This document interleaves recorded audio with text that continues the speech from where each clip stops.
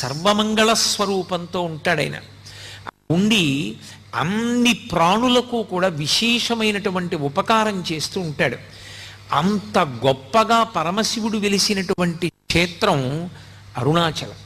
మనం ఎక్కడికైనా శైవ క్షేత్రానికి వెడితే ఆ శివాలయంలో ఉండేటటువంటి శివలింగం ఏదుంటుందో దాన్ని మాత్రమే ప్రధానమైన శివస్వరూపంగా భావన చేస్తాం. ఉదాహరణకి మీరు కంచి వెళ్ళారనుకోండి, ఏకాంబరీశ్వరలింగము అని ఆ కాంచీపురంలో ఉండేటటువంటి పృథివీలింగమే గొప్పది. ఆ పృథివీలింగ దర్శనం ప్రధానంగా చేస్తాం. మిగిలినవన్నీ కూడా పరివార దేవతలు ఇతరమైనటువంటి లింగాలు ఉంటాయి శివాలయంలో. కానీ ప్రధానమైన లింగం కాంచీపురంలో పృథివీలింగం. ఆ శివలింగాన్ని దర్శనం చేస్తాం. అరుణాచల క్షేత్రం దగ్గరికి వచ్చేటప్పటికి మాత్రం ఒక్కడే శివుడు అరుణాచలంలో ఉన్నటువంటి